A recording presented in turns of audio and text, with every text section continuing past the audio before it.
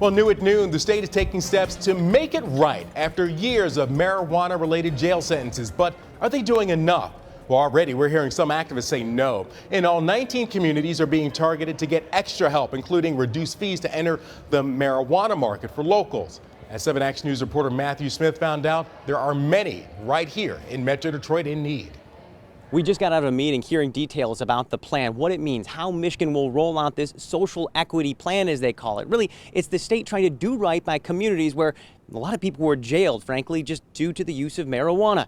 And it turns out when they looked at the statistics, of the 19 affected communities, 7 of them are in Metro Detroit. This is going to be an evolution. You know, when we go to some of these communities the first time, we're going to present some baseline information. The director of Michigan's marijuana regulatory agency, Andrew Brisboe, unveiling new plans to right the past when it comes to marijuana laws. For the past few years, we've watched medical marijuana industries thrive. And while smoking pot is now legal recreationally, the gold rush looms. Recreational manufacturing and sales. Part of the law Michigan passed in 2018 included language for something called a social equity plan. The goal? To lift up communities negatively impacted by a ban on marijuana and arrests.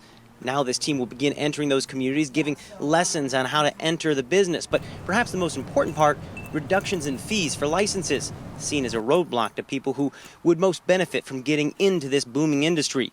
But does it go far enough? One vocal activist, Barton Morris, reacted by phone telling me he anticipated that individuals affected would get some sort of priority licensing, telling me, quote, at first blush, it seems as though it may not go far enough to accomplish that objective. I think it's going to be important for us to work through the communities to help get the right people at our sessions as well.